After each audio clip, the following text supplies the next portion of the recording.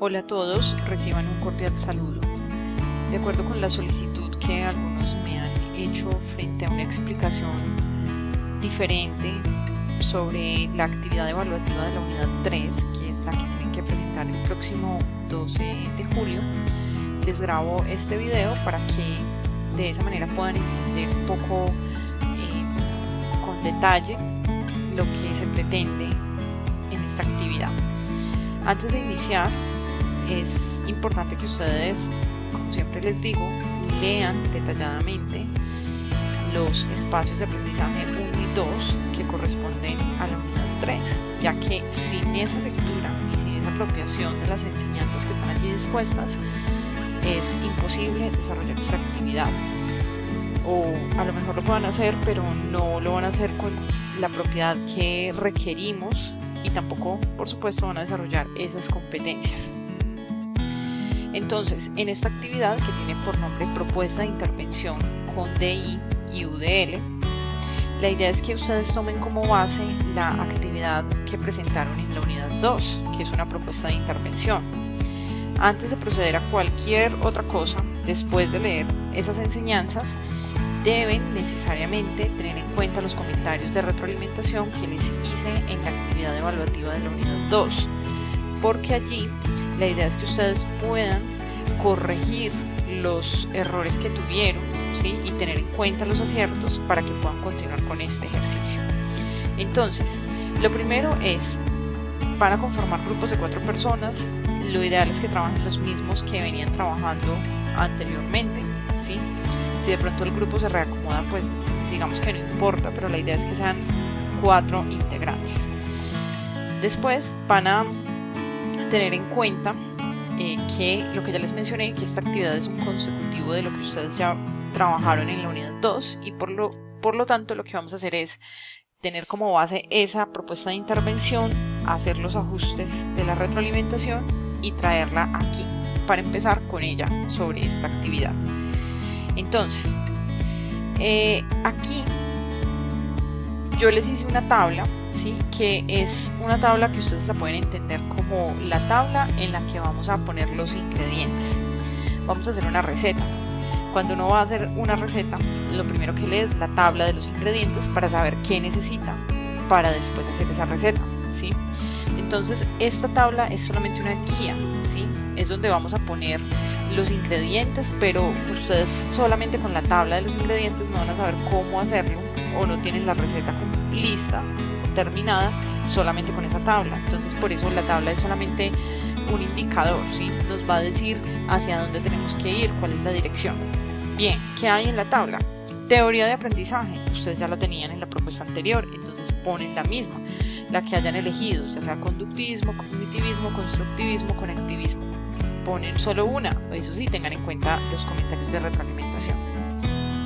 Generación digital, también lo habíamos hecho en la propuesta de intervención anterior, entonces ponen la generación digital. Yo que les recomiendo que trabajen con alfa, porque es la generación con la que ustedes se van a ver inmersos en el ejercicio real, ¿sí? En la práctica real, entonces trabajen con la alfa. Si algunos pusieron que los centennials, pues yo allí les hice comentarios frente al tema, lo pueden elegir, sí, pero lo ideal es que pues ya nos vayamos enfocando a la población que es la población de nuestro estudio, ¿vale? La modalidad, este es nuevo, este no lo teníamos en la tabla anterior. Entonces, aquí, ¿qué vamos a hacer? Todo este tema de la modalidad está desarrollado en el espacio 1 de la unidad 3. Entonces, la modalidad nos indica, ¿sí? Si es e-learning o si es be-learning. Entonces, vamos a trabajar, cuando dicen de e-learning, vamos a trabajar con todos los elementos o pensando más bien en un ambiente que es 100% virtual, como el que nosotros desarrollamos en este espacio, ¿sí? Cuando hablamos de be-learning, pues vamos a entenderlo como un ambiente que es mixto, en el que los estudiantes y el profesor tienen encuentros virtuales, ¿sí? Mediante una plataforma. Esos encuentros pueden ser sincrónicos o asincrónicos, pero no hay un contacto de manera presencial. Y por otra parte tienen unos encuentros presenciales, ¿sí?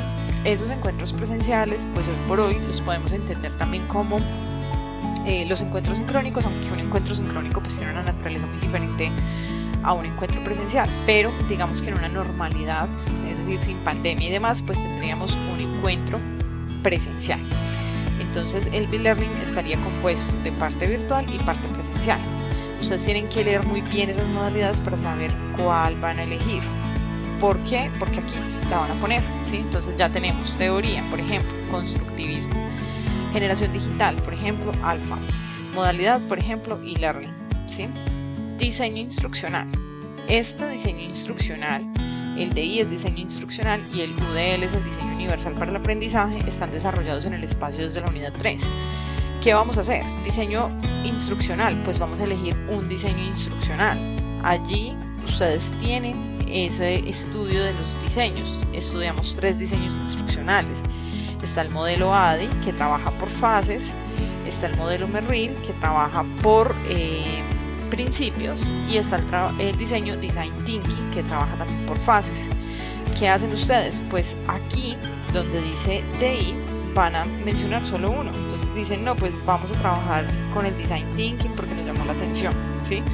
Solo lo enuncian. Recuerden que esta es la tabla de los ingredientes, entonces solo lo enuncian. Bien. Luego vamos al diseño universal para el aprendizaje, el UDL. Ese diseño UDL tiene 3 principios fundamentales que son estos, ¿sí? Expresión, representación, acción y expresión y participación. Acá solo los enuncian porque es la tabla de los ingredientes, reitero. Entonces ponen diseño universal para el aprendizaje, UDL, ponen estos 3, representación, acción y expresión y participación. Miren que yo acá les digo, solo los enuncian, ¿sí? Solo los mencionan. Los recursos y las herramientas, ya en la actividad anterior que fue la propuesta, ustedes ya tenían algunos, pero digamos que ustedes quieren aquí cambiar o quieren enfocarlo de una manera diferente, pero lo ideal es que sigan con lo mismo. Entonces acá ponen los mismos recursos que tenían allí y las mismas herramientas, ¿sí?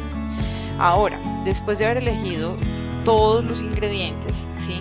Y tener claros todos los aspectos de la tabla anterior, van a incluir en esta actividad el desarrollo de cada fase o principio del modelo instruccional. Entonces, ¿qué quiere decir esto?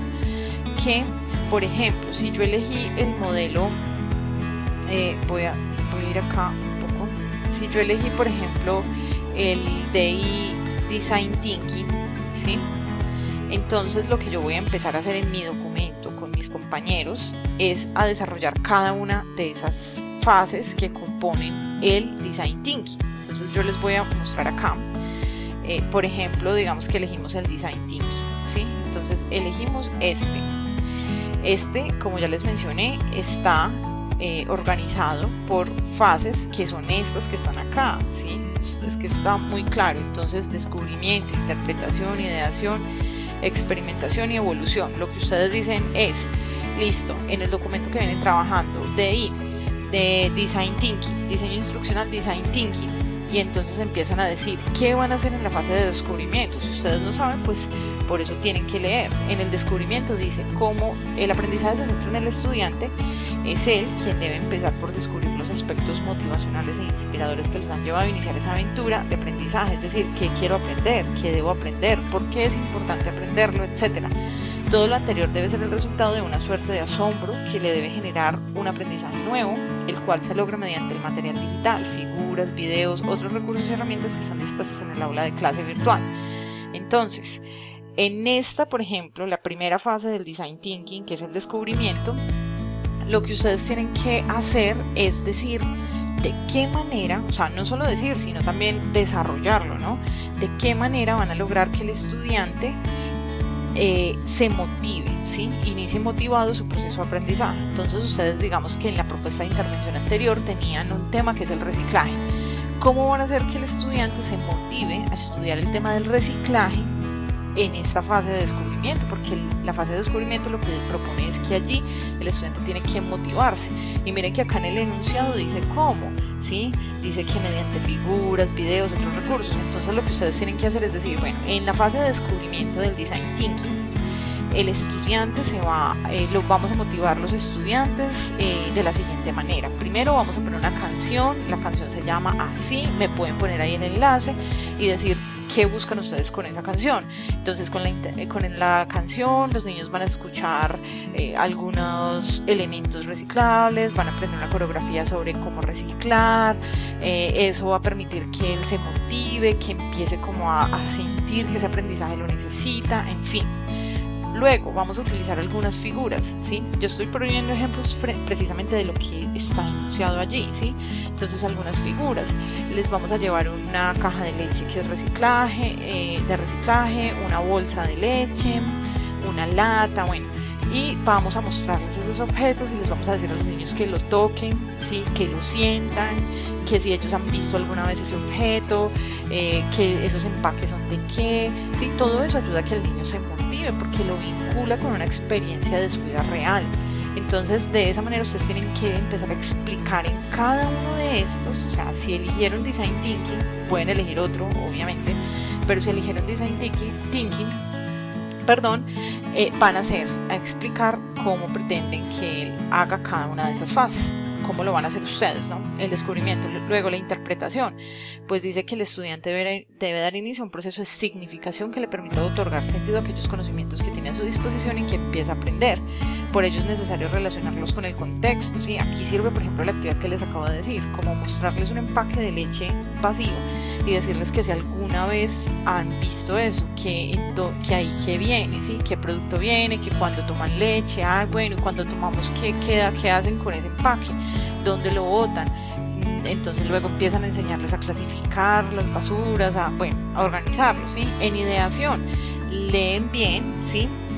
Ahí dice que es como la forma de permitirle al estudiante presentar una actividad que ustedes le proponen de diferentes formas. Por ejemplo, le dicen a un estudiante, bueno, vamos a hacer grupos de 4, pero en esta actividad ustedes podrán presentarlo en video o también en dibujo. ¿Qué quieren hacer? ¿Sí? ¿Quién quiere pintar? ¿Quién quiere hacer un dibujo? ¿Quién quiere hacer un video? Entonces darles como 1 o 2 opciones para que ellos puedan hacer ese ejercicio que ustedes proponen ya con el tema que vienen trabajando. En experimentación, pues dice que hay que permitirle al estudiante que haga procesos de reflexión, que se equivoque. Entonces, ¿cómo van a hacer ustedes eso? No, pues que vamos a hacer primero un dibujo, pero como el dibujo luego lo vamos a retroalimentar, resulta que hay niños que dibujaron mal, entonces vamos a hacer luego una ronda para reforzar ese conocimiento, para que él se apropie realmente ese conocimiento, o sea, hacerle elementos que permitan, pero tienen que explicarlo cómo lo van a hacer, ¿sí? Y en evolución, pues lo mismo.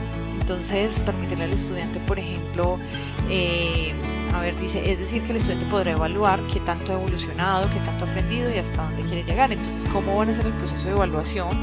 ¿Cómo van a evaluar a los niños? Evaluar a los niños debe ser un proceso muy diferente que evaluar a una persona más grande, un niño ya que esté en secundaria o una persona adulta. Entonces, ustedes tienen que explicar cómo van a hacer la evaluación y la retroalimentación, que es tan importante en todos los procesos de enseñanza y aprendizaje.